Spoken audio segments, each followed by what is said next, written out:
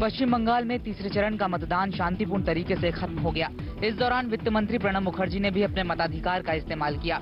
आज कुल 75 सीटों पर वोटिंग हुई, जिसमें मुख्यमंत्री बुद्धदेव भट्टाचार्य, राज्य के वित्त मंत्री समेत कुल 12 मंत्रियों की किस्मत ईवीएम में कैद हो गई। पश्चिम बंगाल में विधानसभा चुनाव को लेकर सुरक्षा के पुख्ता इंतजाम किए गए थे। जिन जिन इलाकों में मतदान हो रहा था, वहां हर आने जाने वाले वाहनों की गहन चेकिंग की जा रही थी। पोलिंग बूथों की सुरक्षा के लिए भारी तादाद में सुरक्षा बलों की तैनाती की गई थी, ताकि वोटिंग के दौरान किसी भी तरह की अप्रिय घटना को होने से रोका जा सके।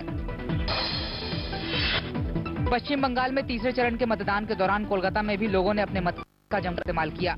इस दौरान कोलकाता में वोटिंग बूथों पर लोगों की लंबी लंबी कतारें लगी हुई थी। वोट देने वालों में भारी संख्या में युवा भी शामिल थे और साथ ही ऐसे लोग भी जो पहली बार अपने वोट का इस्तेमाल कर रहे थे।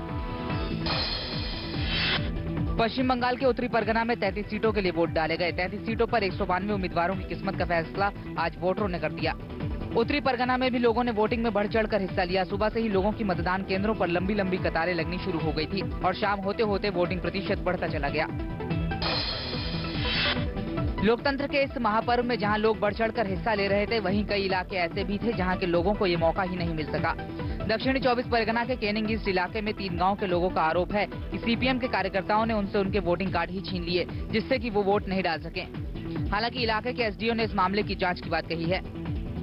कंप्लेन है कि कुछ लोगों का एपिक कार्ड उनसे ले लिया गया है, तो हम उसको देख रहे हैं कि वो कुछ डिटेल तो कंप्लेन है नहीं है, जनरल कंप्लेन है। वैसे फिर भी हम देख रहे हैं कि क्या कार्रवाई किया जाएगा और शीघ्र किया जाएगा कुछ कार्रवाई।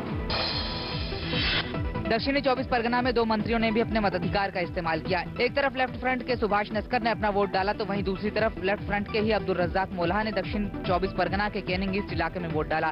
दोनों ही नेताओं ने अपनी पार्टी की जीत की उम्मीद जताई। पूर्व लोकसभा स्पीकर और कभी सीपीएम के सदस्य रहे सोमनाथ चटर्जी ने भी कोलकाता में वोट डाला। वोट डालने आए सोमनाथ ने सीपीएम की जीत की उम्मीद जताई। उन्होंने कहा कि लोग एक बार फिर से सीपीएम को चुनकर सत्ता में भेजेंगे। इसके साथ ही उन्होंने लोगों से शांतिपूर्ण और हिंसा मुक्त मतदान की अपील भी की। बीजपुर विधानसभा क्षेत्र के एक मतदान केंद्र पर टीएमसी कार्यकर्ताओं ने हंगामा किया, जिसके बाद पुलिस ने उन पर लाठीचार्ज कर दिया। हंगामा कर रहे कार्यकर्ताओं को सुरक्षा कर्मियों ने दौड़ा दौड़ा कर पीटा। बीजपुर से केंद्रीय मंत्री मुकुल राय के बेटे शुभ्रांशु राय चुनाव लड़ रहे हैं, जो पहले भी विवादों में फंस चुके हैं।